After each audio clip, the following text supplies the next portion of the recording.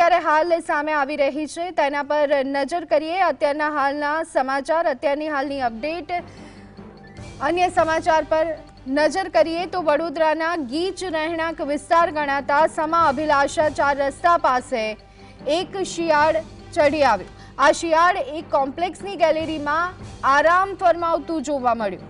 One વિભાગને જાણ કરવામાં આવી અને ટીમ તુરંત જ રેસ્ક્યુ ઓપરેશન માટે ઘટના સ્થળે પહોંચી હતી। જો કે વન વિભાગની ટીમ નજીક પહોંચતા જ શિયાળ ગેલેરીમાંથી કૂદી અને સીધું મુખ્ય રોડ પર ભાગ્યું હતું અને ત્યારબાદ શિયાળને પકડવા માટે વન વિભાગના કર્મચારીઓએ રોડ પર ભારે દોડધામ કરવી પડી। શિયાળે વન વિભાગ અને કુતૂહલવશ એકઠા થયેલા લોકોને લાંબો સમય દોડાવ્યા હતા।